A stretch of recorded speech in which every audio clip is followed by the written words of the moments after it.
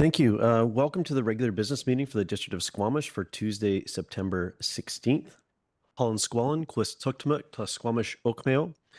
As always, we're gathered to do our work today on the traditional unceded territory of the Squamish Nation. I want to take a moment to reflect. This is our last meeting prior to the 30th, which is the day of to recognize National Day to recognize truth and reconciliation. And I just wanted to encourage everybody, probably in their daily lives, but particularly over the next little while, to take those opportunities to learn and to reflect on what a privilege it is to be guests on these lands, and find a way that is appropriate for each individual to reflect and mark the occasion of Truth and Reconciliation Day. And I can see many of my colleagues either have shirts or markers of, and it's a small symbol, but I believe it is quite important that we really continue the journey of both truth-telling and reconciliation, so we can move forward together. And I think our work with the nation has been quite impactful so far, and we have much more to do. And I look forward to taking that on behalf of the community with my council colleagues. Please be advised that the council meeting is being live streamed, recorded, and will be available to the public to view on the website following the meeting. If you have any concerns, please notify the corporate officer present at the meeting. In this case, that is Deputy Corporate Officer Sarah Morris. Could I have someone move adoption of the agenda? It's an amended agenda, so this will be adoption of the amended agenda, moved by Councillor French, second by Councillor Stoner. All in favor? Any opposed? Motion carries unanimously. Thank you. So on to our first order of business is a Circular Economy Month proclamation request. I'll turn it over to staff. Mayor and Council, good evening. My name is Laura Wittenzellner. I'm the Outreach Sustainability Coordinator on the Sustainability team, and I'm here with Shannon White, who is the Integrated Solid Waste Specialist on the team. It's October, and it's almost October. October is coming up, and for some of us, that means Circular Economy Month is coming up. For the past several years, I believe 3 now, the district has proclaimed October as the Circular Economy Month, following many years of supporting the federal Annual Waste Reduction Week initiative. Advancing a local circular economy has been a priority for the district and remains a priority. This commitment is reflected in the council-endorsed Circular Economy Roadmap and Implementation Plan, as well as a range of projects and initiatives. The circular economy is not just about reducing waste at the end of a product's life. It's a holistic approach that focuses on extending a product's lifespan and through optimizing design, minimizing material consumption, and maximizing value. It's also about enhancing products and services to extend their usefulness while eliminating waste altogether. The ultimate goal is to keep products, goods, and services in use for as long as possible. The sustainability team, in partnership with the economic development team, has been working on advancing the circular economy work in the community in 2025 and has presented about this at several Canadian conferences. During the 2025 Circular Economy Month in October, the district will host several in-person events that embody the principles of the circular economy. These events will include a repair cafe, a clothing and book swap, a kit swap, and a themed movie night that will be free for everyone who would like to attend. These activities are not only practical applications of the circular economy principles, such as sharing, repairing, exchanging, and recycling goods and services, but they also serve as a vital opportunity for education and awareness raising. During this month, we have the opportunity to engage and educate the community through direct targeted messaging on social media and in local print news, and also at our events. These efforts are integral to the district's work under the Community Climate Action Plan, the Zero Waste Action Plan, and the Circular Economy Roadmap. So today, Mayor and Council, we respectfully request that Council proclaim October 2025 as the Circular Economy Month in the District of Squamish.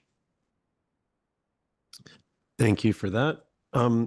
Council, any questions for our guests? Councillor Stoner? Yeah, thank you. Through the chair, I appreciate that it's not just about waste reduction, but I am curious if there's any sections with kind of our waste reduction strategy that we want to focus on through Circular Economy Month that would help reduce certain streams of waste that are particularly large or impactful in our zero waste work. Thank you through the chair. I think food waste would be a great focus area that we should maybe target the Circular Economy Month. It is one of our big priorities when it comes to the circular economy work that we do. And it's also one that is kind of easily applicable in everyday life.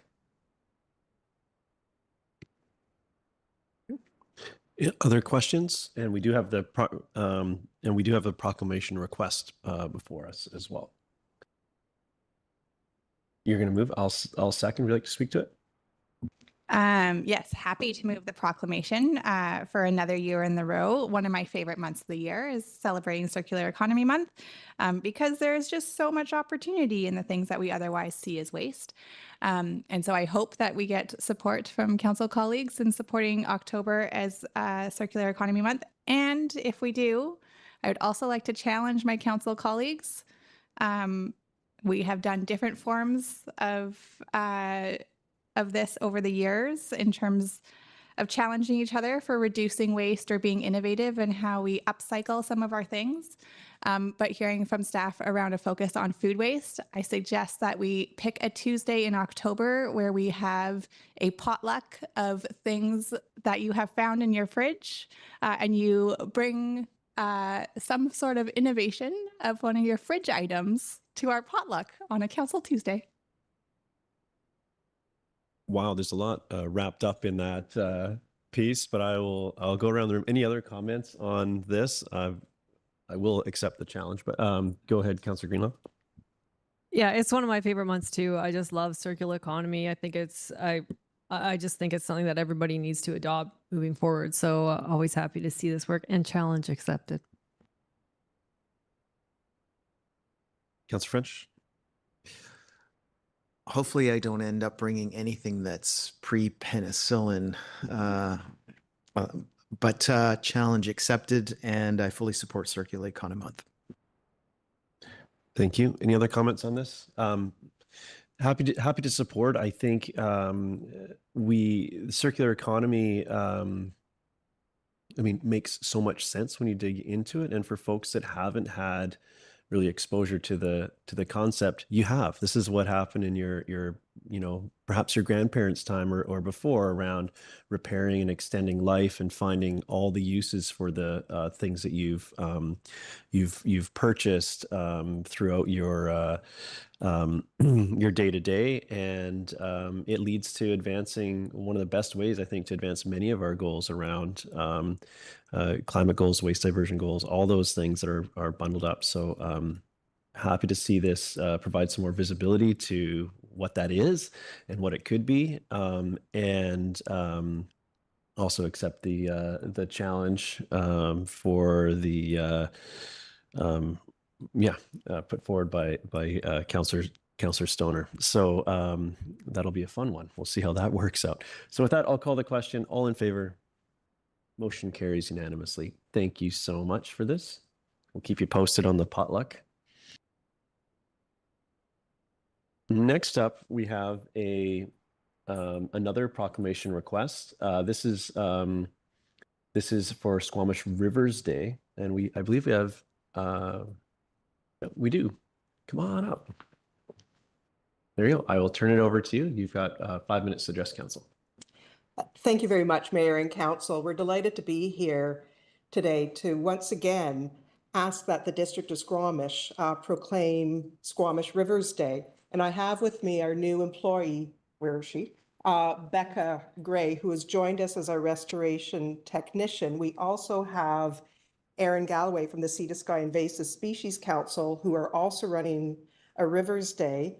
And I'm just realizing that since 2005, we've been hosting Rivers Day events in Squamish and inviting council to come and participate. And it's kind of a annual event that we really celebrate in terms of acknowledging the traditional territorial lands of the Squamish Nation peoples that were working within restoring habitat for salmon, restoring the estuary, and bringing awareness of the importance of our waterways and our systems in Squamish. So I'd like to formally request that the District of Squamish proclaim September 20th, or you could just say the month of September, as official Squamish Rivers Day, and would love to invite council and mayor and staff to come out and participate in our activities that we're going to be hosting on the 20th. And Becca is just going to give you a little details on the activities we're planning on our date, and then we'll hand it to Erin to talk about what the Sea to Sky Invasive Species Council is planning on their date. Yeah, so we're going to be planting sedges. Oh, sorry. We're going to be planting sedges to restore the spit. We have almost 800 sedges to plant, so we would love any help we can get. We're also going to be doing some guided interpretive walks along the estuary and just telling people about what makes it so special. We'll also have some fun crafts and games for kids. So yeah, we hope everyone can make it out. Hi, everyone. The Sea to Sky Invasive Species Council is having a Rivers Day the week after to complement the one in the spit. But we are doing a weed pull with the District of Squamish on the 28th from 1 p.m. to 4 p.m. at McNaughton Park, so the end of Maple Drive. And after we do some hand pulling of yellow lamium and English ivy, we'll be planting with native plants that the district is providing through a grant. So exciting to actually put native plants back into the ecosystem to help complement healthy rivers and streams. Thank you very much. Councillor French. Yeah, thanks, Mayor Herford. I'd like to take you up on the offer to plant some sedges. Should I be bringing any tools, trowel, gloves, or just bring myself? Just bring yourself. We supply all the tools and equipment, dress for the weather. It may be a little wet. We'll also have displays. We're not exactly sure who's on the list right now, but we've reached out to the various community members, the Environment Society, the Stream Keepers, the Rotary Club, I believe will be in attendance, other groups and organizations, Squamish Nation, and we provide all the training that you need. So we've got gloves, we've got tools, and just a positive attitude. Don't mind getting yourself a little bit dirty, a little bit of mud under your nails, and you'll be just fine. I'm also curious about the tides during the event period. Are high, low, in between? What should we expect? We pay very close attention to the tides, as you can well imagine, and we have fairly medium to low tides during the whole period that we'll be doing the event. But good question to ask. Thank you. Other questions for our guests? Or we do have the recommendation before us as well, if we're ready for that, Council. Is that your hand, Councillor Greenlaw? Go ahead. Oh, I was going to move the recommendation. You're seconding that, Councillor Pettigill. Would you like to speak to it? I just want to thank you for all your hard work. It's just such important work to do this environmental restoration, and I love hearing about native plants coming back to our community. I'm unfortunately not available this Saturday, but otherwise I would be helping you with sedge brushes. But thank you very much for all your work, and I look forward to celebrating Rivers Day. Thank you. Any other comments on this? Go ahead, Councillor Pettigill. Yeah, unfortunately, I believe I'm going to be in transit to UBCM, but I did want to highlight, I've been working on some sound stuff with a young man in Squamish who is more of an angler than I am, but just watching, he's really excited about maybe becoming a DFO officer and protecting the fish, and sort of very aware of where people are overfishing and not obeying the rules, and really wants to do something to make things better. And so seeing some of the younger folks in Squamish really care about the rivers is quite inspiring. And so I think events like you're planning are really helpful in that. So thank you. Thank you. Any other comments? Just speaking in support of the motion, thank you very much for all the work that you and your organizations do year round. And I do think it's absolutely important that we pause to sort of bring the folks in that haven't been a party to what's been happening, or the why about many of the actions that are being undertaken. So fully in support. I believe I'll also be in transit to to a conference. I won't be able to attend unlikely to be able to attend on Saturday. I'll have to double check. But thank you so much for all the work that you do. And I hope you have a successful event on not too burly a day. Hopefully you get the right piece. So thank you very much. With that, I'll call the question. All in favor?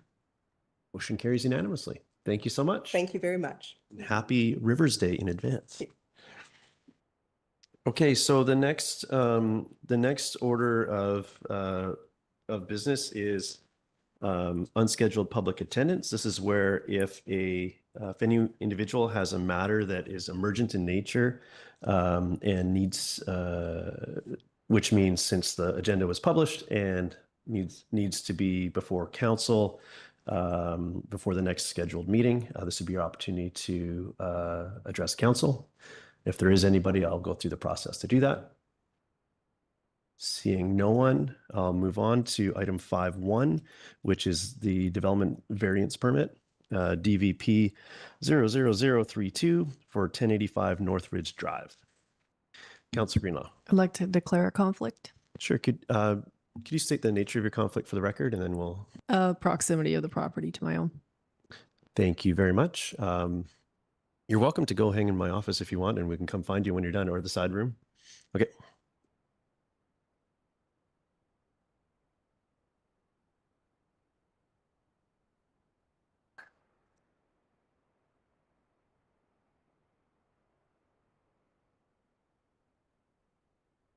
So whenever you're ready, the floor is yours.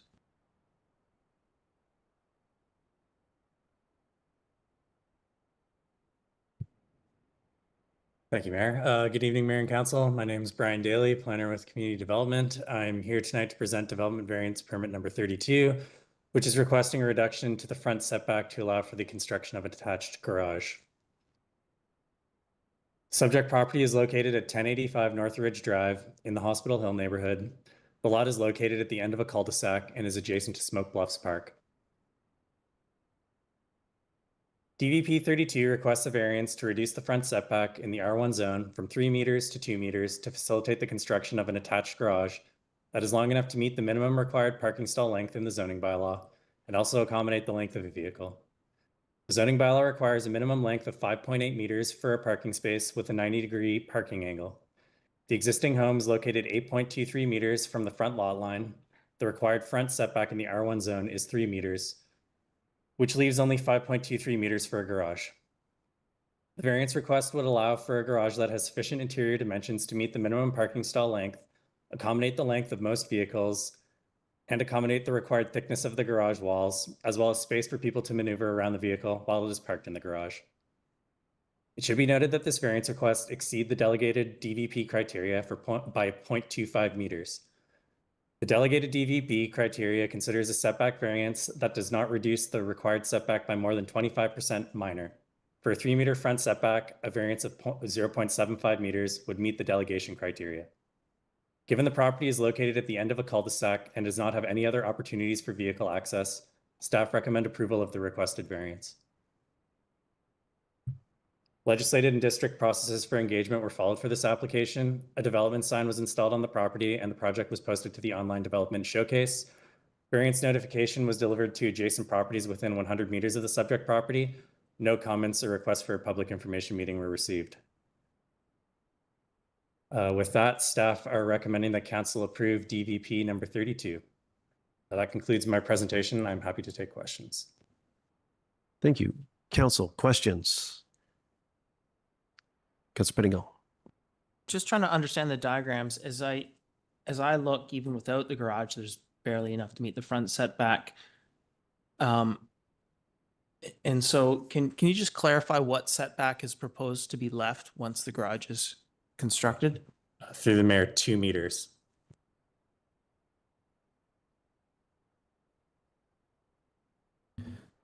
I'll let you ponder that, Councilor Pettingill, and are there other questions, Council? I have a couple, so I'll start. This property at the front, there's a path that connects into Smoke Bluffs Park. Would that be impacted in any way, or what are the protections for that in this case? It looks like it's part of a of a right of way. So I'm assuming it isn't impacted, but just how is that looking here? Through you, Mayor, that is correct. It is a separate road right away, and it would not be impacted by this proposal. Okay, thank you. Also, the access at the rear of the property is marked as a lane in the mapping, but isn't activated as such. Could staff speak to the sort of what the plans are? Is this the current state, sort of the desired state from the planning or from a district's perspective, or should we be contemplating locating this in the rear of the property using that lane access? I can't think of it if that's actually practical with the lay of the land there, but just from the drawings, there is that rear access to the property hypothetically. Yeah, through you, Mayor, there are no plans to develop that lane. This neighborhood in particular was subdivided a very long time ago. And if you look at the subdivision plans in this neighborhood, they have road right-of-ways and lane dedications through cliffs, especially through the Smoke Blossom Park area. So it was done a very long time ago and is not always practical to build. Okay. I suspected an answer along those lines, but wanted to check. Council, any other questions? We do have a recommendation here. I'll go to Councillor Stoner. We haven't heard from her yet. And I'll come back to you, Councillor Penigal. Yeah, thank you. Through the chair. Just out of curiosity, do we have limitations on the number of buildings that are allowed on a single property? So I see that there's 2 additional accessory dwelling units or sheds at the back of the property. And the proposal is to build an additional garage. So I'm just curious if we have a limit on the number of buildings allowed on a property. Through the Mayor, this would be attached to the principal building, so it wouldn't add an additional one. However, you can have up to 5 accessory buildings that are under a certain size on a property, and that's to contemplate for sheds. Councillor Penigal. Can staff remind me from a policy perspective, do we have any preference for garage, no garage, carport in terms of, in particular, this sort of detached single family dwelling? Through the Mayor, there's no specific policy that speaks to that. Councillor Hamilton. Yeah, thanks very much. I'm ready to move the staff recommendation if there's no further questions. Councillor French seconds. Would you like to speak to it? Yeah, sure. I think this is a fairly straightforward DVP application. Moving the setback from 3 meters to 2 meters doesn't seem to have any significant impact on neighbors. And the absence of feedback or comments seems to be in line with that.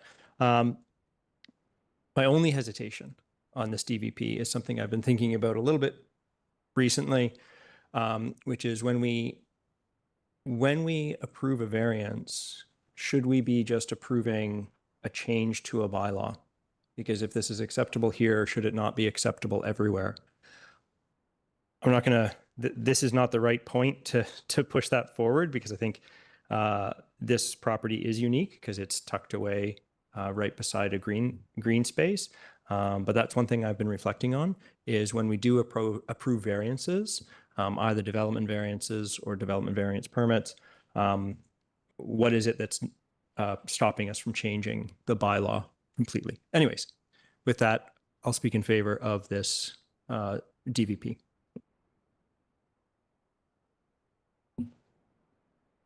Okay. I'm going to look to corporate officer for some guidance here. And sorry, I missed this part. With the DVP, we do have opportunity. We need to provide opportunity to the public to speak, which I missed in the piece. So we're going to, I believe we can, what do we do with we have a motion. So we're in a weird spot, and I'm sorry I missed this procedural piece. Happy to rescind my motion. Certainly not intentional by anyone's. Go ahead. Thank you. Through Chair, if Council could make a motion to withdraw the motion, and then we can proceed with the public input. Thank you. Okay. I'll make a motion to withdraw my motion. All right, and then that needs to be seconded and then voted upon. Councillor Stoner seconds. I think we've just highlighted why we got ahead of ourselves procedurally here, and I apologize for that. So I'll call the question. All in favor? Any opposed? Motion carries. I'm sorry. So now the proponents or members of the public will be given opportunity to provide comment on this matter. Is there anyone that would like to provide comment on this variance? Okay. So you'll start by just stating your name. Are you the proponent? Or okay, perfect. So you just state your name, and you have I think it's 3 minutes to address council. Go ahead. Yeah, Mayor and Council, good evening. My name is Edith and this is Jessie. We're the homeowners of 1085 Northridge Drive, and we just wanted to thank you for considering our application today. We hope it's clear why we've gone down this route, and if you have any questions for us, please ask. Thank you. Thank you.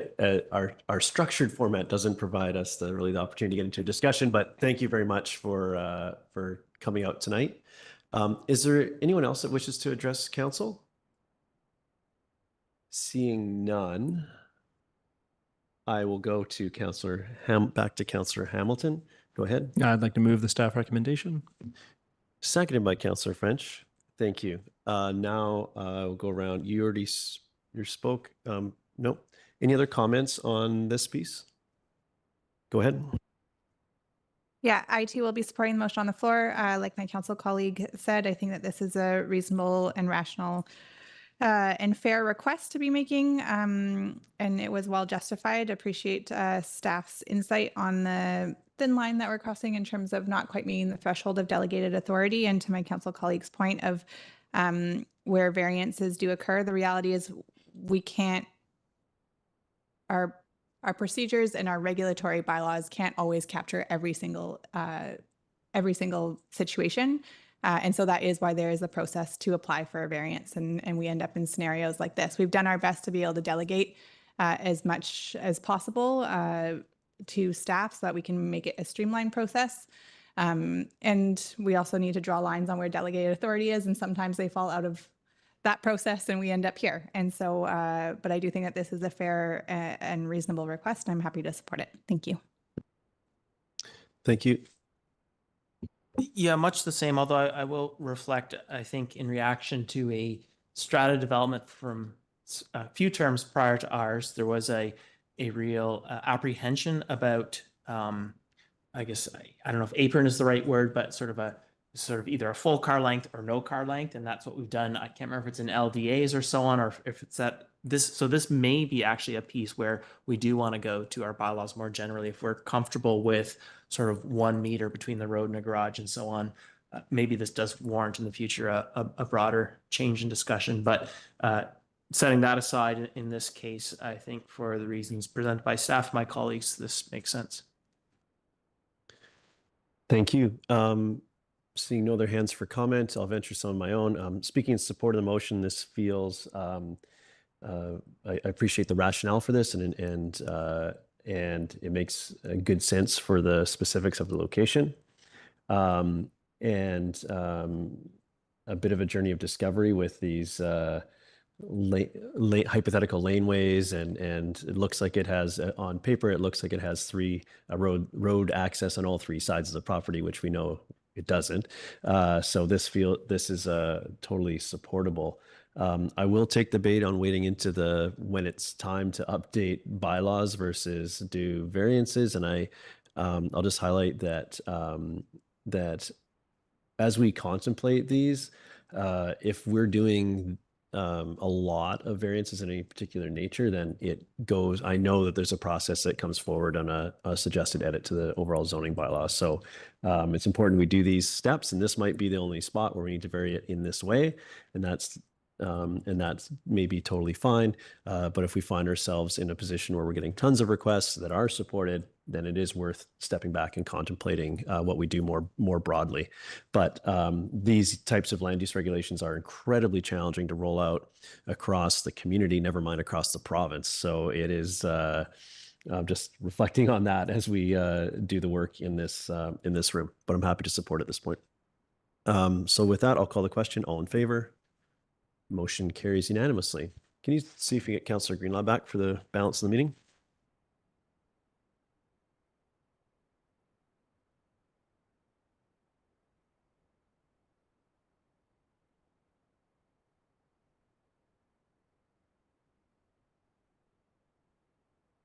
Okay, Council, next piece of business here is our consent agenda, which is quite lengthy, has some correspondence, has some committee recommendations.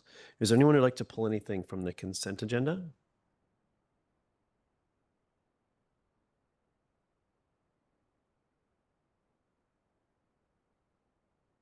Seeing none, is there anyone who'd like to move the consent agenda?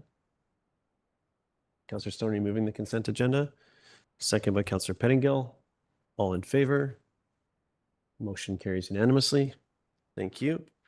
So that looks after the minutes, the correspondence, the committee recommendations, and now we're on to item 7A1, District of Squamish zoning bylaw, number 2200, 2011 amendment bylaw. This is contemplating 6 units near a frequent bus route. I will turn over to staff to run us through the presentation.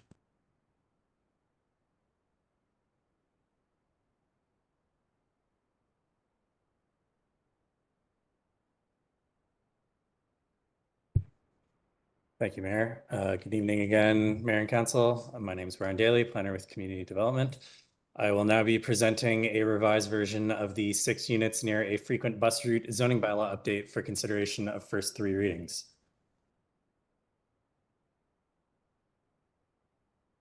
At the July 15th, 2025 regular council meeting, council ratified the following motion from the July 8th, 2025 committee of the whole meeting, which directed staff and the mayor to discuss with the Canada Mortgage and Housing Corporation the implementation of 5 plexes across all R1 zoning and the district's commitments to implement frequent transit if and when funding is matched by the province as sufficient efforts to pursue outcome 3 as outlined in the Housing Accelerator Fund grant. Following the feedback received at the July 8th committee of the whole meeting, staff have revised the proposed zoning bylaw amendment to define a frequent bus route and add a new general regulation which would permit up to 6 dwelling units on properties zoned R1 and R4 within 400 meters of a frequent bus route once bus service meets the threshold of a frequent bus route. This threshold is defined as at least 1 bus route that is scheduled to stop at least every 15 minutes on average between the hours of 7 a.m. and 7 p.m. Monday to Friday, and between 10 a.m. and 6 p.m. on Saturdays and Sundays. Off-street parking requirements are also removed for multiple dwelling residential use once a frequent bus route meets the required criteria, which is consistent with the legislation in section 525(1) of the Local Government Act. This change would only come into effect in the event that frequent transit is achieved, which will trigger provincial legislation requiring this density and these parking regulations. Staff have included the required transit frequency in both the definition of a frequent bus route and in the general regulations itself to make clear that this is a future condition and that existing transit does not meet this definition. This approach differs from the previous version of the zoning amendment that was presented at the Committee of the Whole on July 8th, which included amendments to the R4 zone and added a new R6 zone. Once transit in the district meets the definition of a frequent bus route, the zoning would be in place to be compliant with Bill 44 legislation.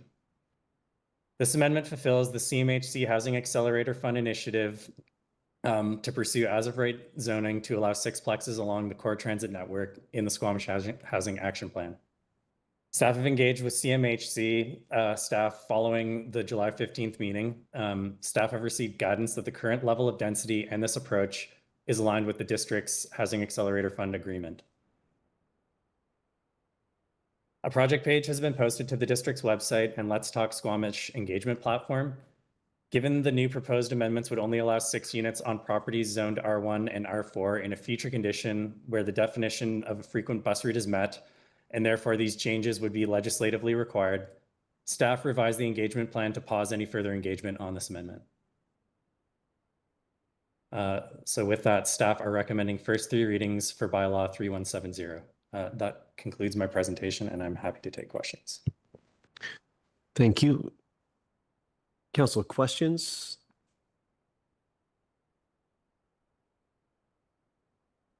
Or there is a recommendation here as well, if that's where we are at this point in time, but go ahead. So first, I think this is a great resolution to the question that came before us back at the Committee of the Whole. I didn't even know that we could put future zoning in place, sort of conditional zoning in place. I didn't realize we were able to do that. I just have this is a like basically word, like how we structure the document question. I noticed that we define frequent bus route twice in the document. We've got it in the definitions, and then we repeat it in section 455. Is there a reason for that repeated definition? And my small level of concern there is that when we write our bylaws, if we have something written in two places, we have to remember to update it in both places. So is there a reason for the doubling of the definition? Yes, through the mayor, that's to ensure it is quite clear that this is a future condition. If you add a general regulation and then rely on people to go to the definition section, that can be cumbersome. So staff just wanted to make it as clear as possible if someone was going through the general regulations and saw this section, that it is very clear that this is not an existing condition, it is a future condition. Okay. Okay, just for clarity, should these frequent bus route conditions be met, such as they're laid out here, this zoning would apply anyways from a provincial perspective. So this is us just getting ready for that trigger, so we don't have to take a zoning step for alignment at that point in time. Do I have this correct? Yes, that's correct. Okay. Councillor Greenlaw. I realize that this is a, forward-looking project, but does staff have any idea how many lots will be impacted by this?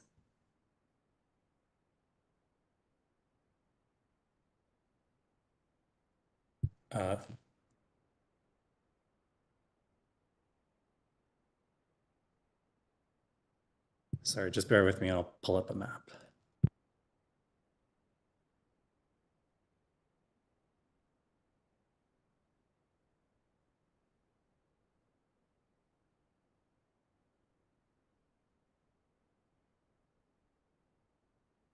Apologies for the delay there. So this is a bit hard to see because I can't quite zoom in, but this was the original mapping that was presented at the committee of the whole meeting in July, when staff's previous approach was to actually zone the properties. But this mapping shows properties that are zoned to R1 and R4 within 400 meters of the future frequent transit network. So this would be the alignment that staff are assuming will meet that the frequency, but it's likely 100 properties. So you can go ahead.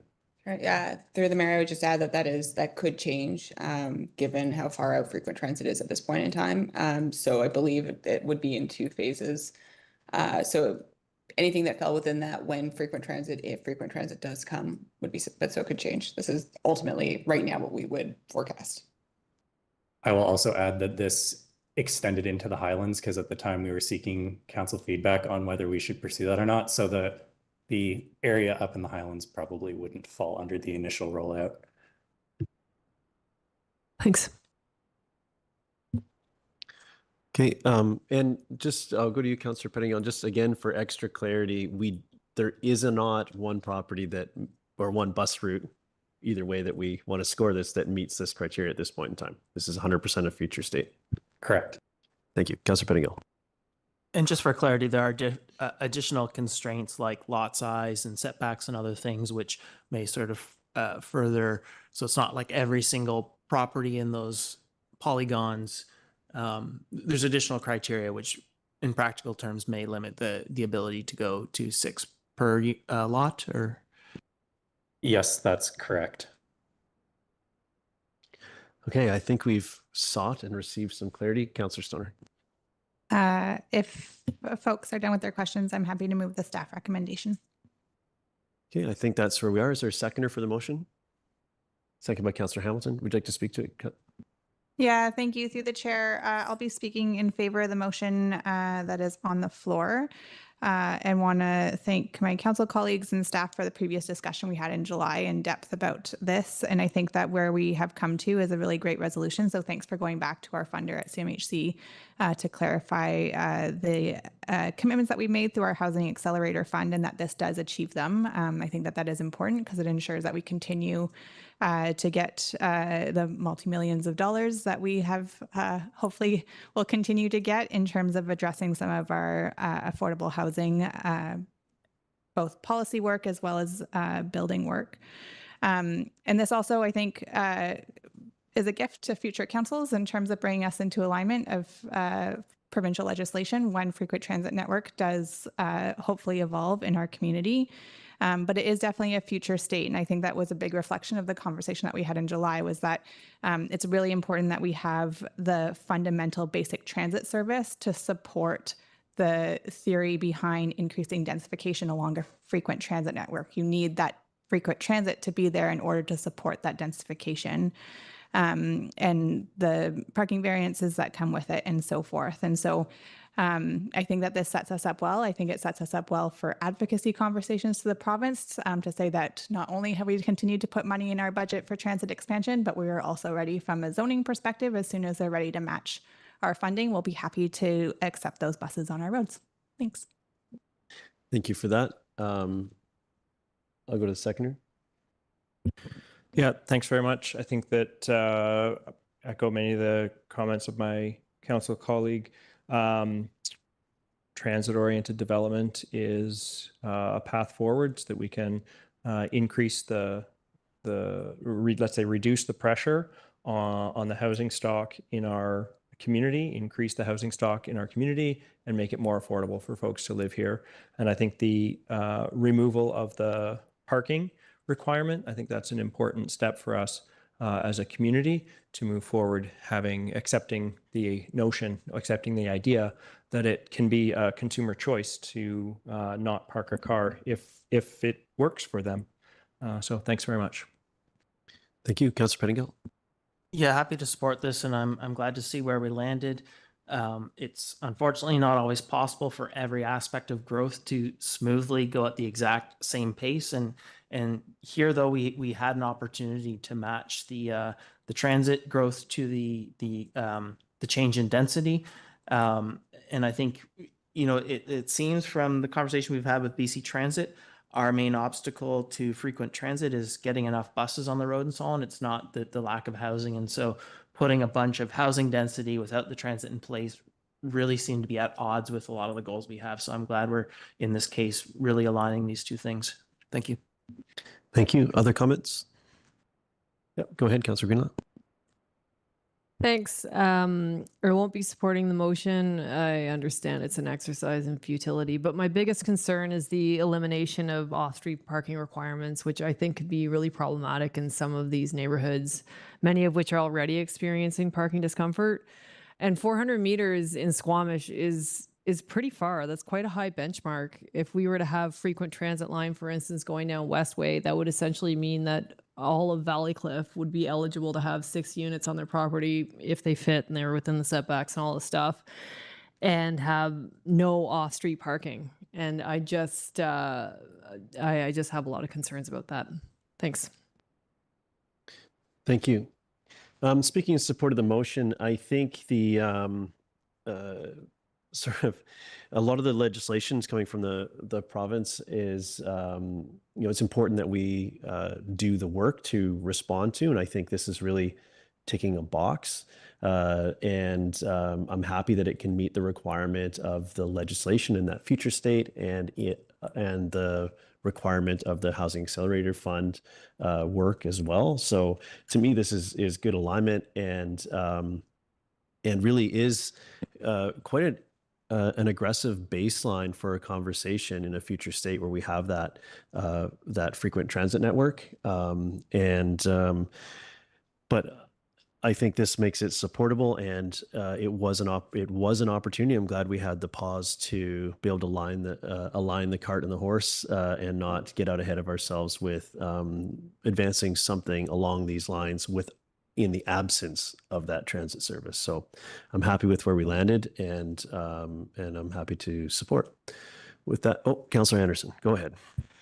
Thank you, Mayor Herford. I will also not be supporting this motion, and I'm in alignment with Councillor Greenlaw's concerns, in particular with the 400-meter distance. And I think so I'm uncomfortable with how far it goes, and I'll leave it at that. Thank you. So with that, I'll call the question. All in favor and opposed? Councillor Anderson, Greenlaw opposed. Motion carries. Thank you very much.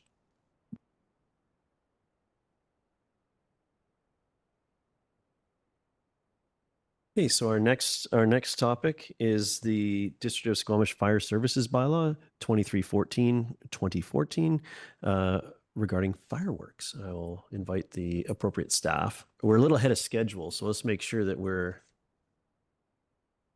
here. They didn't need this, put the sirens on to get here, even though we were ahead of schedule. Thank you very much. We'll just give them a moment to get set up, but when you're ready, the floor is yours.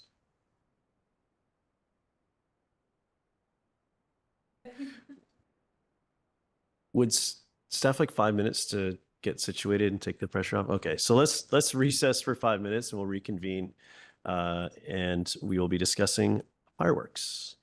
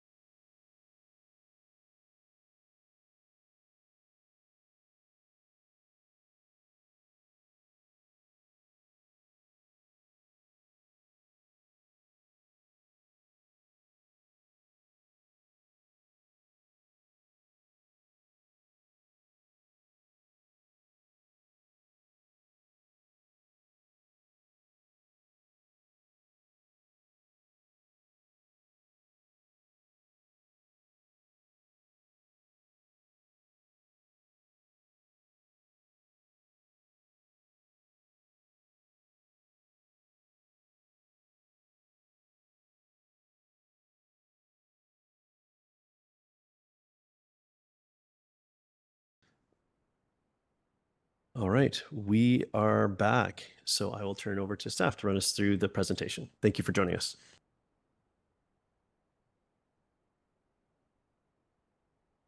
My name is Aaron Foote. I'm the fire chief with the District of Squamish. Joining me this evening is Jay Brownlee. He's the Deputy Chief of Fire Prevention, Administration and Wellness with the District of Squamish. And we also have Sasha Banks, Staff Sergeant with the RCMP Squamish Detachment, is also present in the audience to answer any questions you may have related to incidents.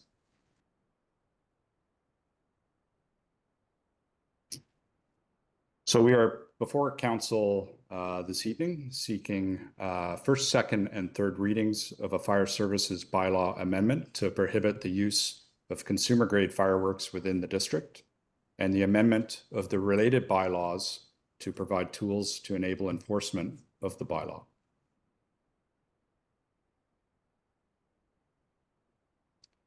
The presentation will cover the background of why this bylaw amendment is being brought forward before council, the proposed bylaw changes, who is involved and engaged with, linkages to council's or the district's strategic plan, and next steps if the amendment is endorsed by council. And there's time at the end of the presentation for questions and answers.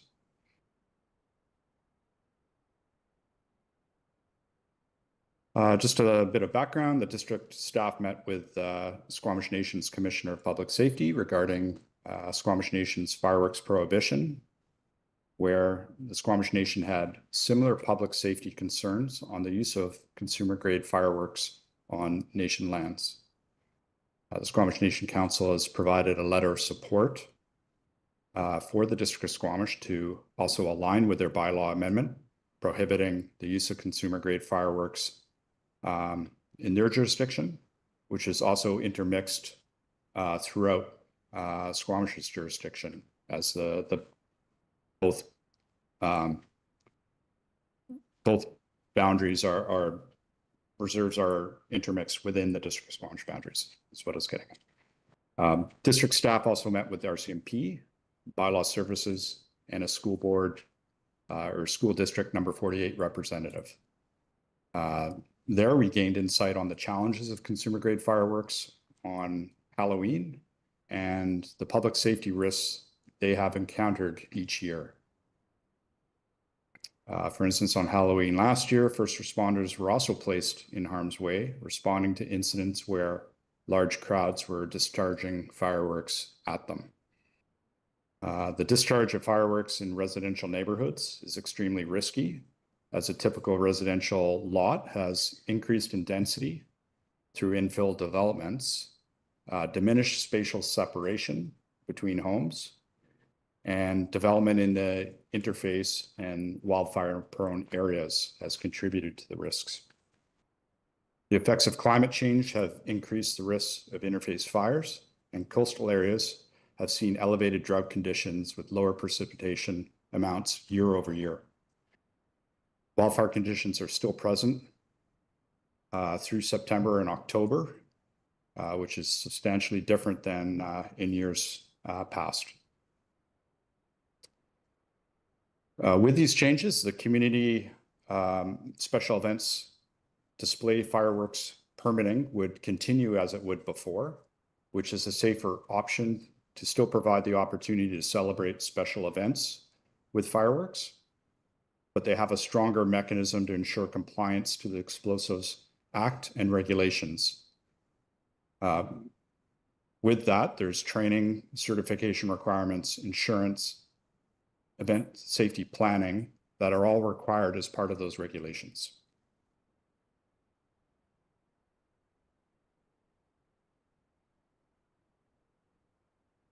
So the sale or distribution of fireworks has been prohibited within the District of Squamish for over 20 years.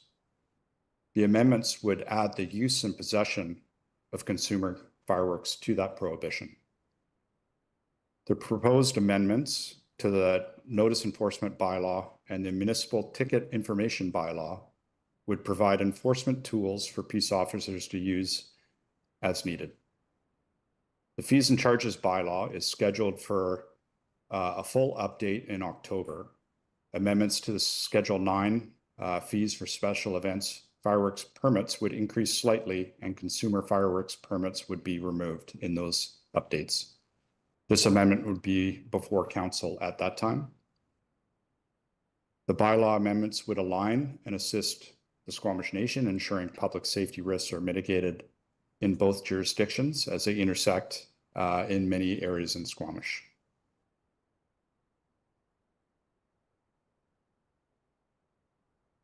The recommendation is aligned with the District of Squamish's strategic plan as strategic objective 1, resilient people and relationships. This initiative aims to advance shared objectives with the Squamish Nation, and strategic objective 4, prepared for the future. A consumer fireworks ban aims to strengthen hazard mitigation to ensure community adaptability in the face of climate change.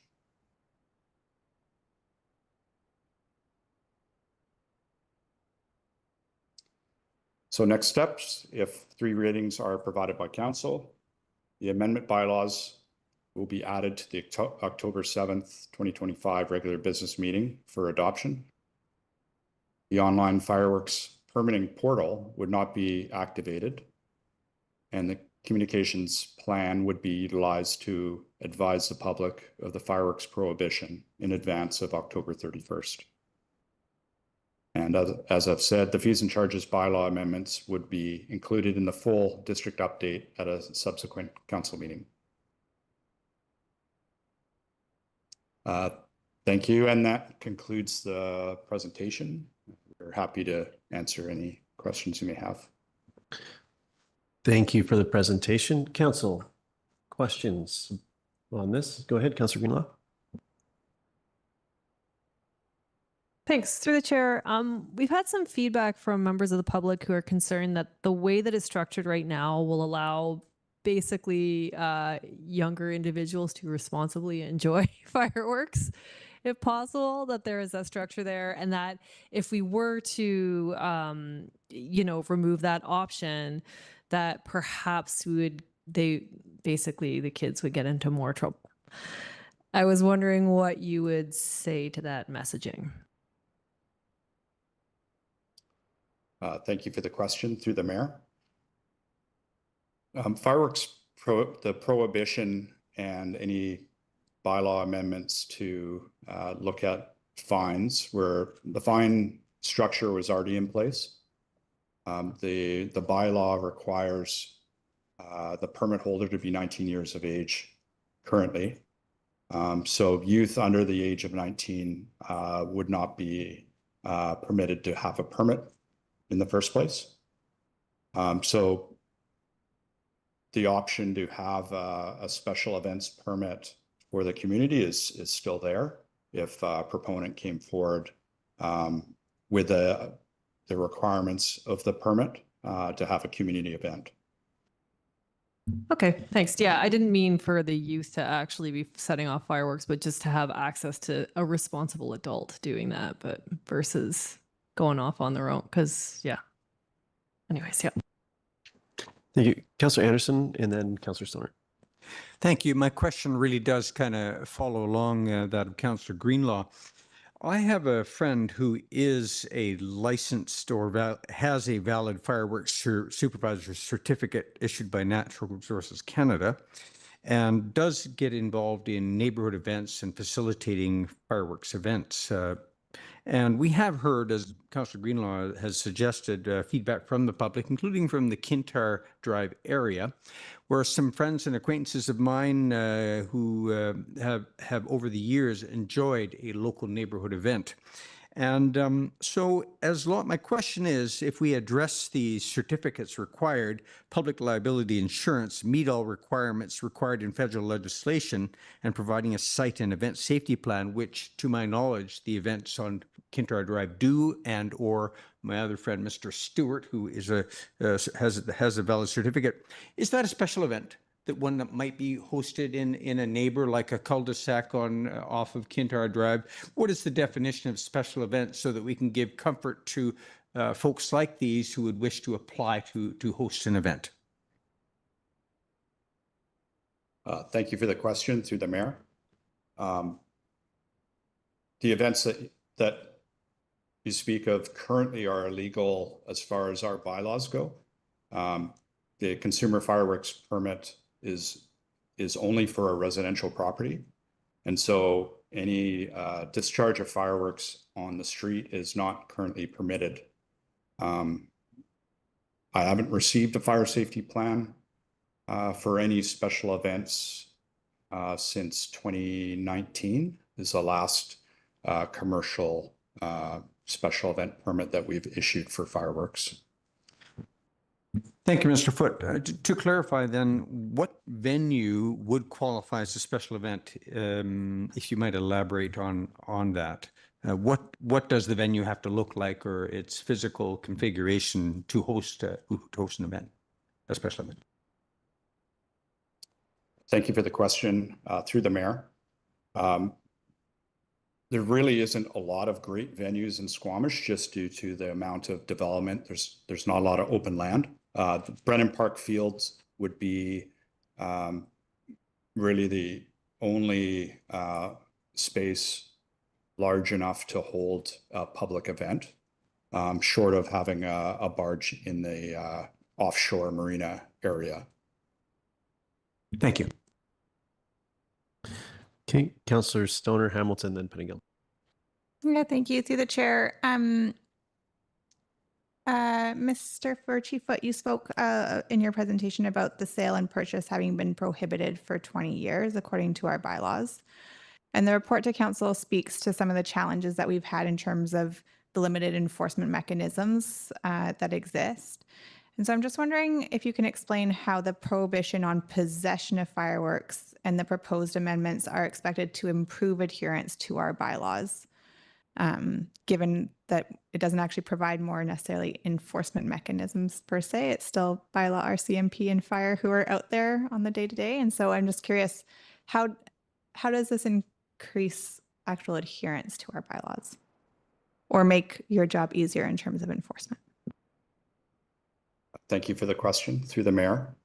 A prohibition on consumer grade fireworks sets a clear directive for enforcement and removes the ambiguity of whether a permit has been obtained or whether the permit is valid for the correct type of usage. We've seen examples of regular consumer grade fireworks permits being used against permit conditions with such organized events in neighborhoods that would require a special events permitting. And it wouldn't be allowed to proceed just due to the spatial requirements of the special events permitting. The plan is to curb behavior, and currently there's no enforcement ability for possession. And so if people 19 years of age or older are transporting, carrying, backpacking large quantities of fireworks, that's allowed in the bylaw currently. And so the issue we're having, and Ms. Banks can probably speak to it, is large crowds congregating around schools and discharging lots of fireworks in the direction of buildings, people, that sort of thing. It's very difficult to police that type of environment. It's not safe for officers, first responders, or public in general to be around that type of activity. And so it's difficult when you have some permits that are valid, some permits that aren't valid. People haven't brought their permit. The permits are only really good for their residential lot. And so there's a lot of ambiguity around the permitting process. So this prohibition sets a clear example, and we're hoping it changes behavior where we've seen in other communities. The city of North Vancouver West Vancouver, the Squamish Nation, and the City of Vancouver have all put in place prohibitions, and they've been very effective at curbing the use of fireworks. Thank you for that additional detail, and I appreciate that response in terms of the clear messaging that we can provide. Just out of curiosity, so sale and purchase hasn't been allowed in the District of Squamish as of last year. It hasn't been allowed on Squamish Nation Reserve land either. So where are folks getting fireworks from? Thank you for the question. Through the mayor, I wouldn't be able to answer that question. I don't know where they're coming from. Previous years, they were sold on Squamish Nation lands, but as of 2024, that was not allowed. And I don't know where they're coming from at this point. That's fair. And then my last question for now is, I'm just curious, do you have a sense of how difficult it is to get a fireworks supervisor's certificate? Like, is that a really onerous process? Do we have any sense of the requirements there? Thank you for the question.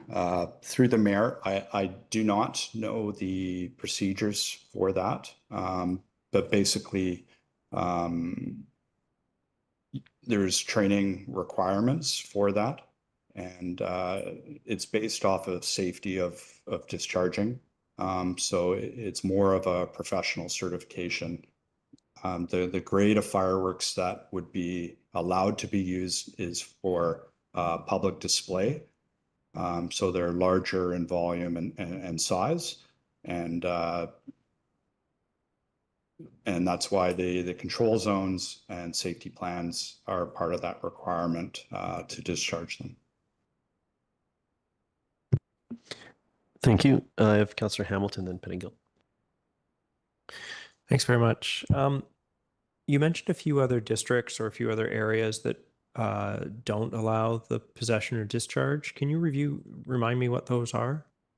The municipalities near us that don't allow possession or discharge of firearms. Thank you for the question. Through the mayor, West Vancouver has a prohibition in place. The City of North Vancouver has a prohibition in place.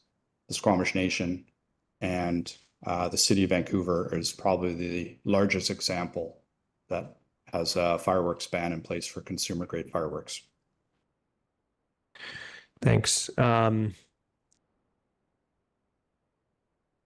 have this is a very small thing on the grand scheme.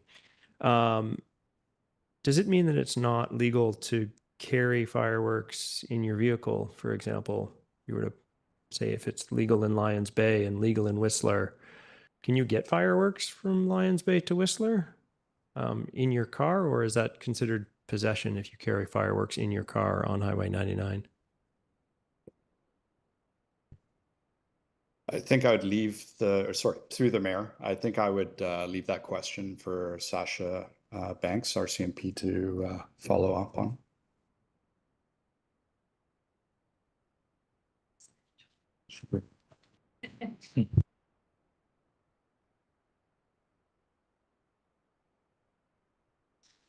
Thank you, Mayor and Council, for having me. So I'm Staff Sergeant Sasha Banks. I'm the new Operations Commander for the Squamish Detachment.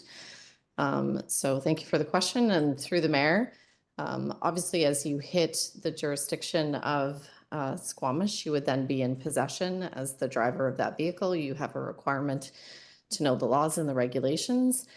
So if you were stopped within the jurisdiction of Squamish, then yes, you would be in possession of them as per the regulations of the bylaw. That could be a fine. As you go through jurisdictions, it would have to be jurisdiction specific about the purchasing and the possession of those firearms, or not firearms, which I think is a word you mentioned earlier, but fireworks. Sorry, excuse me. Firearms is a totally different ballgame. I didn't even notice I used the word fireworks. I apologize. Firearms. Sorry. Fireworks. Yes. Thank you very much. A good Yeah, tour. well, one of those little knock-on consequences. Another question. I'm not sure if this is for RCMP. No, it's not RCMP. I noticed that the possession of fireworks has a penalty of 500, while the discharge of fireworks has a penalty of 300. Is there a reason for that? It seems to me as if the discharge of fireworks is a more serious offense than the possession of the fireworks. Is there a reason for that distinction? Through the mayor, thank you for the question. Penalty amounts have not changed in the bylaw amendments. They've stayed the same. The difference was possession was added to the distribution and sale section of the MTI and the notice enforcement bylaw. The discharge of fireworks fine is related to the use of a single firework and could be multiplied if there is multiple incidents in the evening or the day, for that matter. We have run across, as far as the possession goes, that would be an indication of more than a firework. And so if you have a backpack full of fireworks, the intent would be that you're setting off more than a single. And so, in effect, you could double up where you'd have a possession and then also a discharge of a firework potential. But really, the fines aren't about the dollar amount, they're about changing behavior. So we would be happy to revisit it after the first year and look at the fining structure to see if it's at the right levels. Okay, I think if I were to pull a piece of that out, discharge, obviously, possession is a required element of discharge. So effectively, if you discharge fireworks,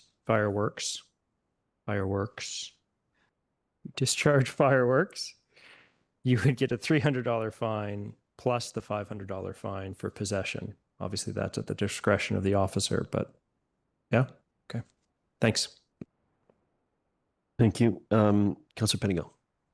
Yeah, I'm just noticing, we have RCMP and the fire department involved in this conversation about use and carrying of explosives. And intuitively, you'd normally expect these to be criminal charges, but we're talking in terms of a bylaw. Is there a weird space where even though we're passing this, these are criminal in nature or would become that, or these are would strictly be bylaw offenses at this point?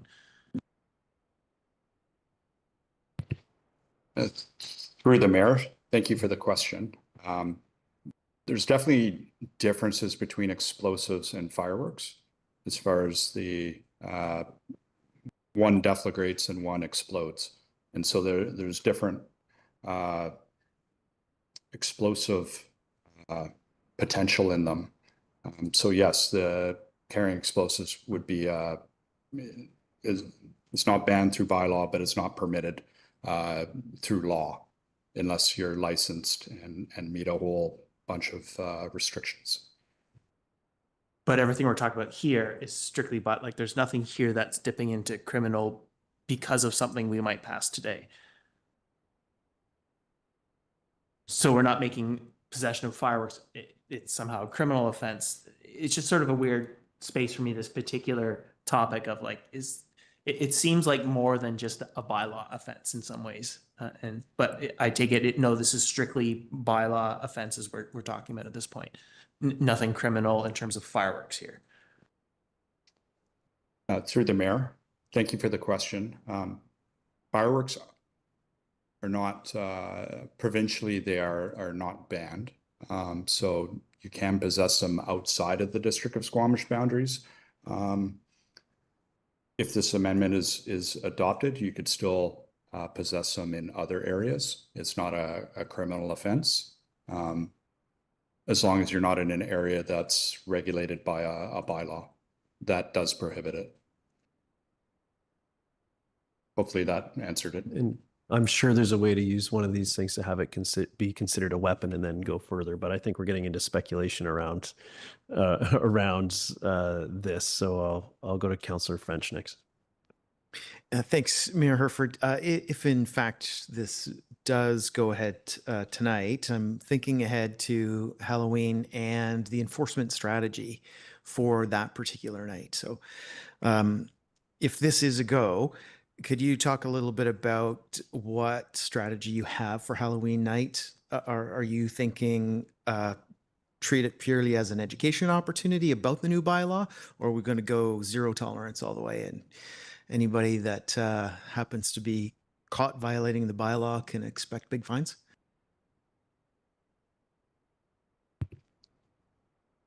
Thank you for the question through the mayor. We are establishing a working group currently to plan for Halloween and future events around holiday seasons that in past would have fireworks present. So we are meeting starting next week, and we're planning right up until Halloween to come up with a strategy for the enforcement of the bylaw, if adopted. Okay, thanks, Mayor. Thank you. Council, we have a recommendation before us. If someone's ready to move that, I believe that's where we are, unless there's any final questions. Councillor Hamilton? Yeah, thanks. I'm ready to move the staff recommendation. Councillor Pettingill seconds. Would you like to speak to it? Thanks very much for bringing this forward.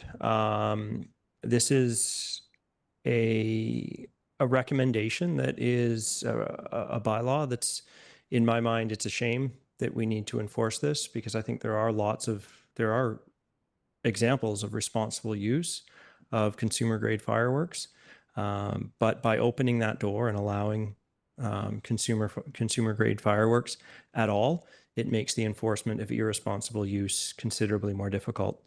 So I wish we could delineate that, but I see that there's a struggle to enforce that, and the number of officers we'd need to have out on the street to enforce the responsible use would simply be a resource that's very difficult to come up with and justify for some folks to enjoy some fireworks. So thank you very much.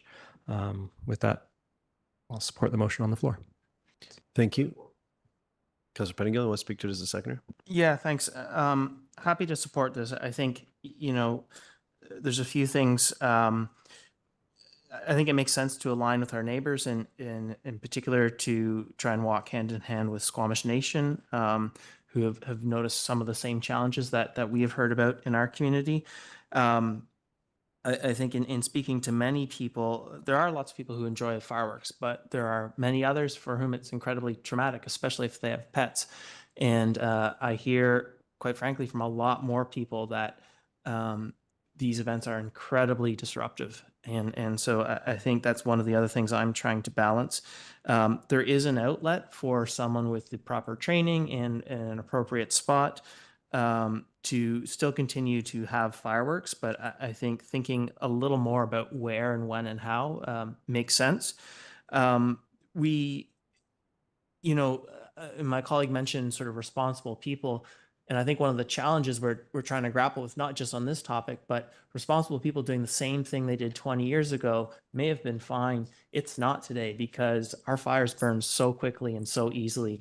And so it's not I think necessarily that people are irresponsible or they've done something wrong in the past. It's just the conditions were existing and have changed, unfortunately, significantly. And so we really have to think about where this sort of activity is appropriate. And so I think there are a number of reasons why, unfortunately, because I do enjoy fireworks myself, but I think there are a number of good reasons why we should be planning and be a little more thoughtful about where we have these sorts of displays. And so I think it makes sense to support this. Thank you. Go ahead, Councillor French. Thanks, Mayor Herford. I'm speaking in support of the motion as I turn the clock back to 1985 and a recollection of a Roman candle battle on the field of Garibaldi Highlands Elementary School. Fire Chief Foote might remember that as well as I do, having lived just around the corner from the school at that time. And then also, too, through the 1990s when I was a reporter both with Mountain FM and the Chief, where it wasn't unusual. The morning after Halloween or the newspaper publication week after Halloween, the headline story would be the mayhem that took place on Halloween night.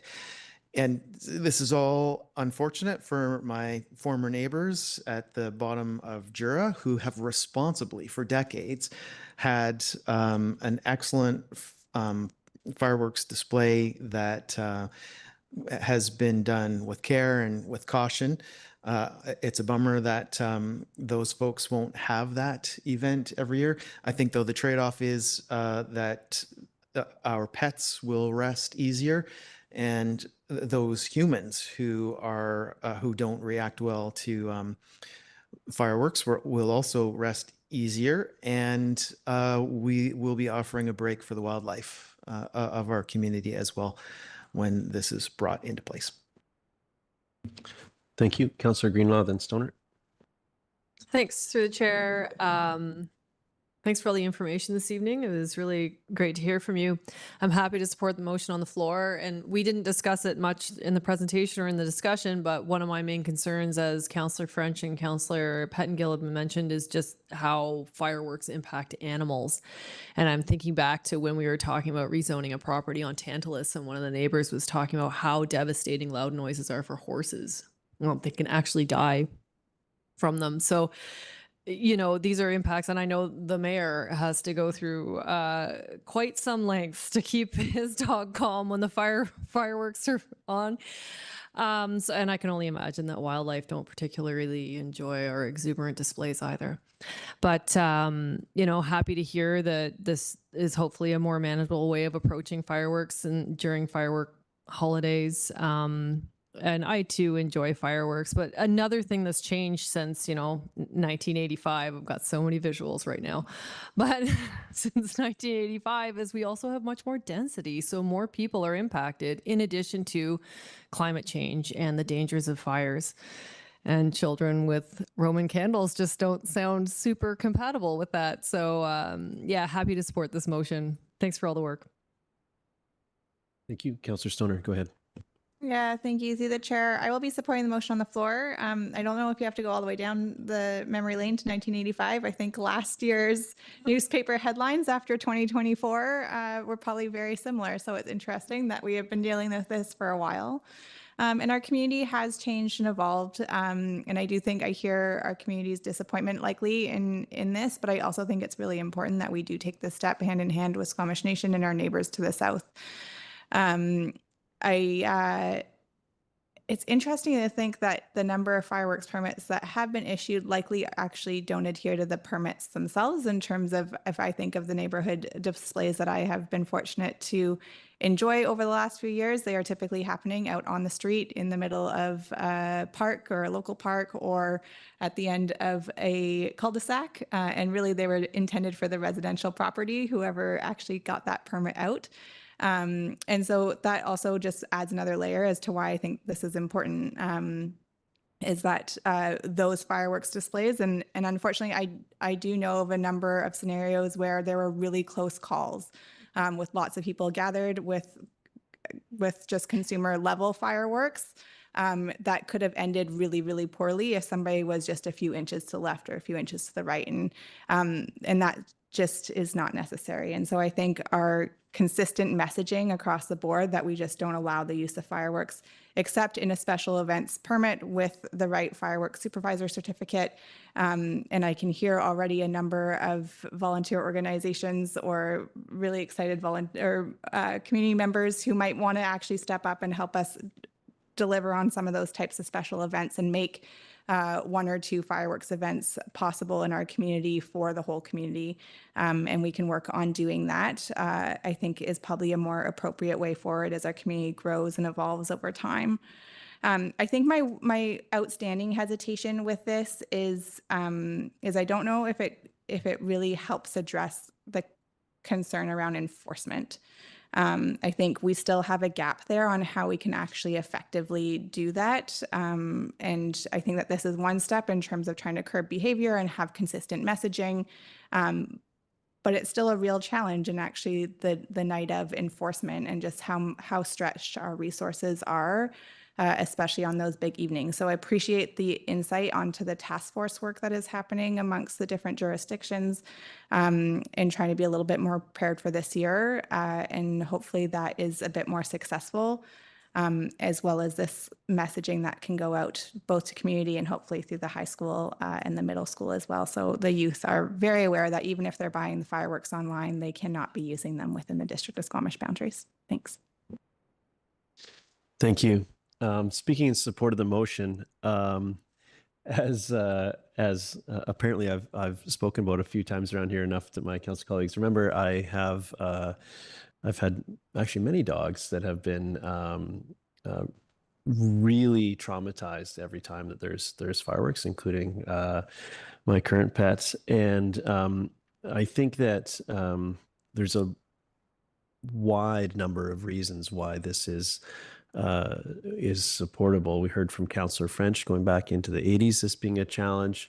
I would likely say that the line on responsible use of consumer grade fireworks has been a challenge multiple times a year since any of us can remember. And I think I've been quite interested in actually taking this step prior to here, but with the relationship the nation had with permitting sale on the reserve, like there wasn't an alignment, and I think it was a bigger conversation. I'm really happy with where we are now, and that we're aligned with our neighbors, and it makes good sense to take this step here. I know that there are responsible, there are folks that have been doing their best to be as responsible as they can with these fireworks, and we heard about folks getting a permit, but then actually operating in outside of that, despite their best intention to be as responsible as they can. And I think that what we saw last year from our community, or a large chunk of the youth of our community, was wholly unacceptable and isn't what, that's not what Halloween is everywhere or anywhere, or should be anywhere. So I think that as much as this is the event of last Halloween was perhaps the last straw. It was a sizable one, but this is built on decades of challenges in this space, and the community has changed and will continue to evolve. And I do think this is an appropriate step. For those reasons, I think this is an appropriate step to take at this point in time. So with that, I'll call the question. All in favor? Motion carries unanimously. Thank you very much. Be safe. So council, next up we have some adoptions, and as is our practice, we don't have any presentations here. These have been through readings and due diligence and are ready for adoption. So we have 3 here. So first is the District of Squamish floodplain management bylaw. Bit of a mouthful. Number 3184/2025. Could I have Councillor French moving adoption, second by Councillor Stoner. All in favor? Any opposed? Motion carries. Thank you.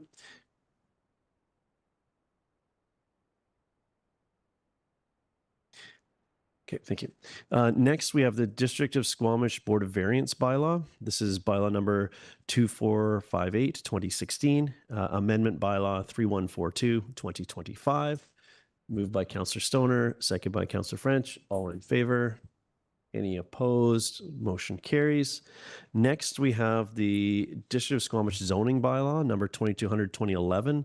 This is an amendment bylaw pertaining to 39884 Government Road. Moved by Councillor Stoner, second by Councillor French. Go ahead. Yeah, just as I did during the initial readings, I will be voting against. This is a complicated situation. It's essentially a protest vote against my concern of understanding the risk in this area. But I do believe my colleagues will support this. And so I am viewing this as a protest vote in this case. It is a really challenging situation. I do appreciate some of the work that has been done to find some housing for folks in a challenging situation. But anyways, I'll leave it there. Okay, thank you. So I'll call the question. All in favor and opposed? Councillor Pettingill opposes. Motion carries. Thank you. So we have a late agenda item, which is the Squamish Community Forest Corporation Shareholders Annual Consent Resolution. And we don't have a presentation on this. This has to do with the really some housekeeping matters with the community forest and the with our partner, the Squamish Nation. Document's been signed by the nation. I will say that in the broad category of community forest, the community forest has been through its first year of operation and has been just completed its audit, and we'll be moving into reporting out on that to partners and so on, coming in the months ahead, including a public open house in November. So this is about the business relationship between the district and the nation.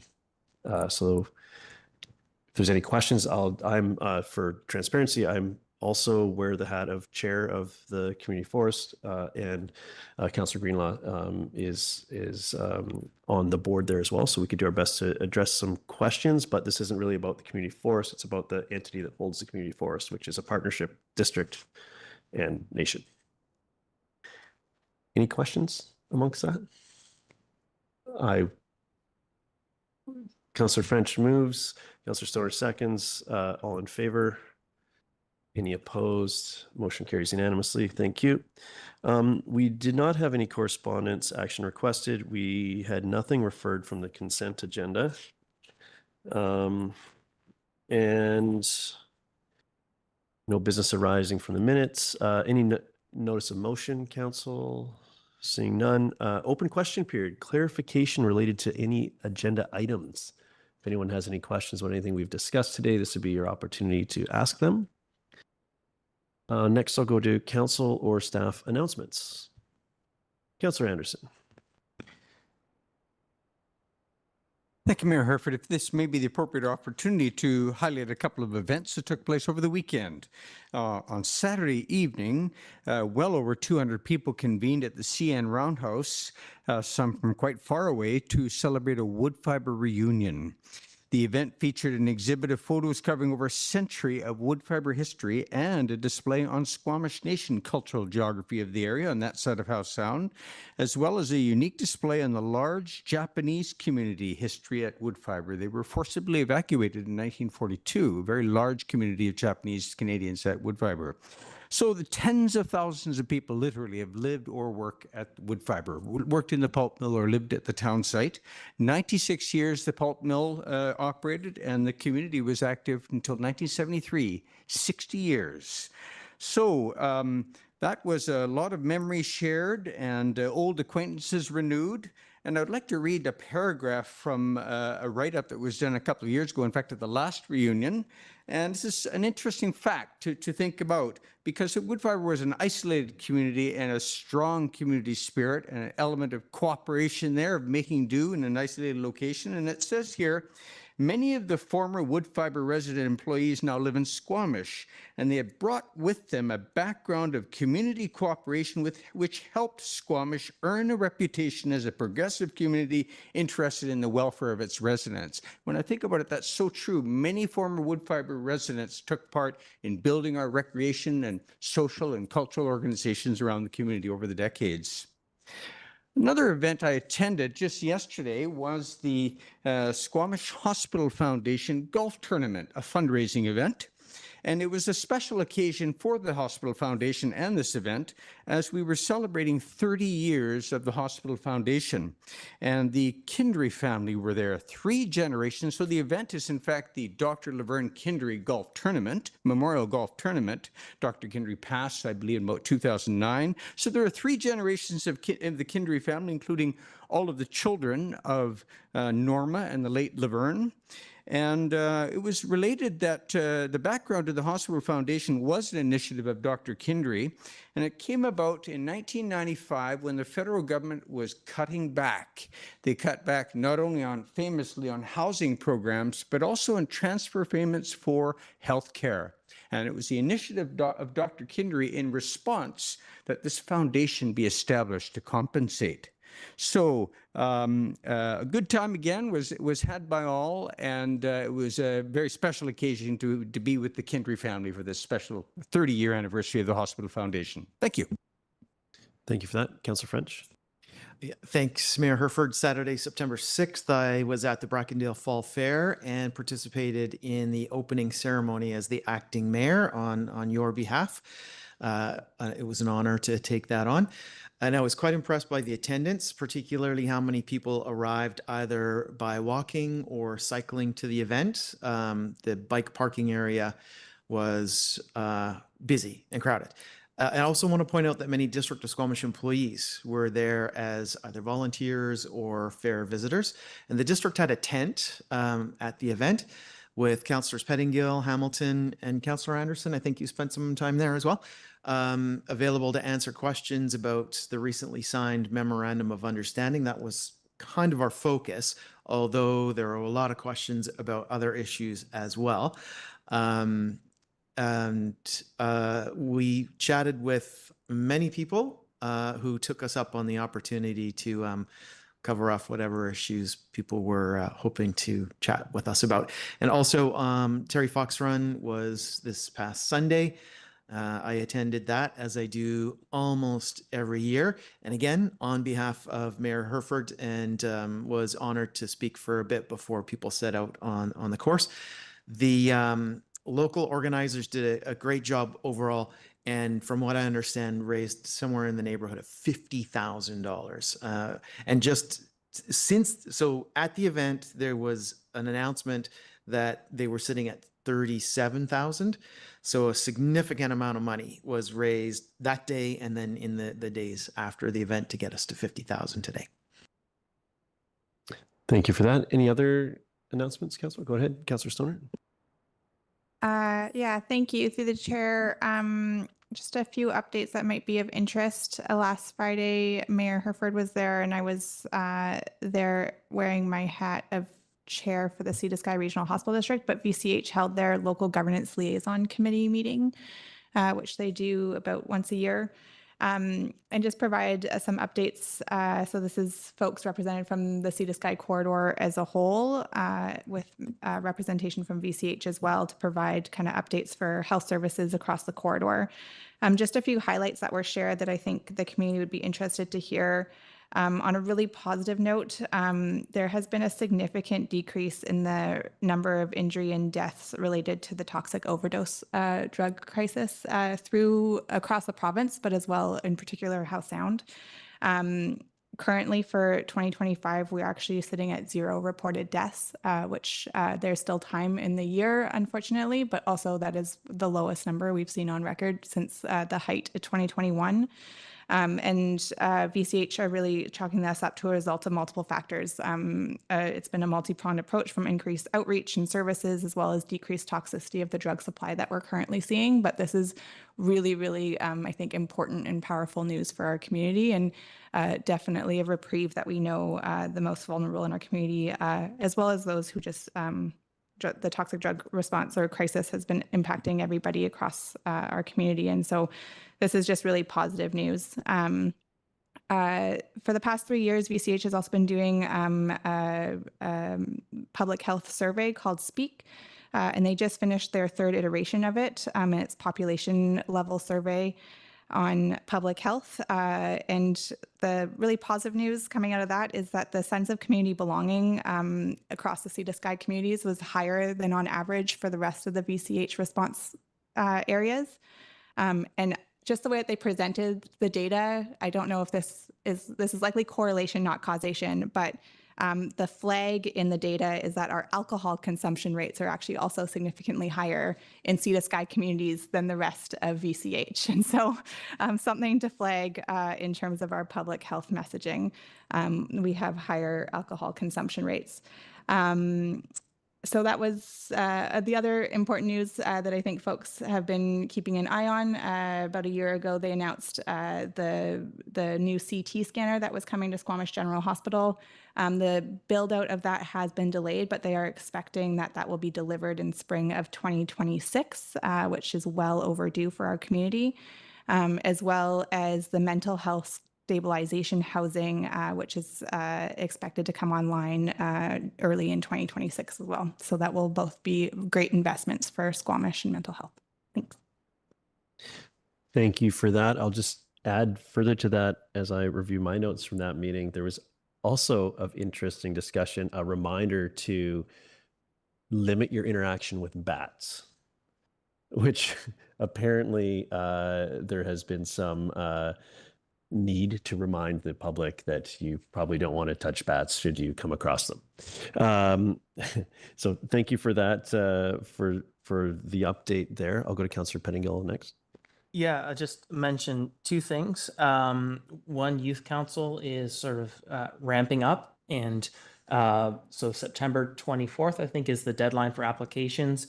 I think probably the easiest place to direct people to is Squamish Youth Council on Instagram, and from there you can find the application form. So if you know anyone 14 to 24 that has an opinion, would like to share it, please point them that way. And then I had an opportunity to be part of an event on Saturday night, youthful, but probably for the most part older than Squamish Youth Council age. There's a number of people who are concerned, and I know it's a challenging topic, but you know, there's a lot of really challenging things going on in Palestine right now. And so there was a fundraiser, and it was a music show fundraiser down at the can't remember the name of it, on Third there, but just a fantastic event, just packed full of people who had a lot of concerns about what's going on, but still had a fun, great event, and a lot of volunteers worked together to make it a great event. So thank you to everyone who showed up and helped make that happen. Thank you for that. Any other updates? I'm going to do a little sort of looking ahead. So coming up, for those sort of diehard council followers, we've the next two meetings or days where we would regularly meet. We're taking 2 weeks. I hesitate to say off, but off from this meeting format. And that's for two reasons. One is the Union of British Columbia Municipalities annual convention happens next week in Victoria. And this is an opportunity for elected officials from around the province to come together and advocate for change. We've had many direct advocacy meetings, as well as share learnings and attend sessions really on the wide range of issues that we're facing as a community, from mental health and addiction to vulnerable population to challenges around funding models of infrastructure and facilities and climate action, all the things, as well as debating resolutions to put forward for consideration that would ultimately, if successful, lead to all municipalities taking the position of those resolutions, many of which we've put forward as this group. So next week is a very action-packed week, and I look forward to the work there, and both the advocacy work and the learning sessions. So that's why every year we set aside that the meeting that lands in the middle of that convention to allow council to fully participate there.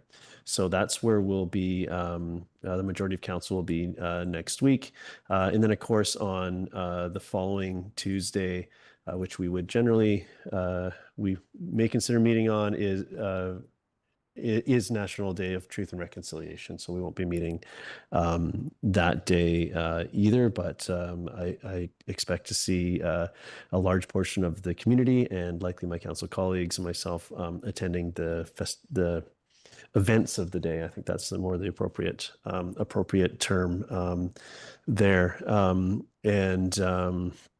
So lots happening in the weeks ahead, and look forward to taking on that work and reporting out what we can upon our return. Yeah, go ahead. Just a question on your update, Mayor. Do we have confirmation of which minister meetings we have for UBCM at this time? We do. That documentation's not in front of me at this point, but we can share the output of that after. Any other updates? We do not have a motion to close. We don't have any. Oh, sorry, we're past that. We're just looking for a motion to terminate this meeting.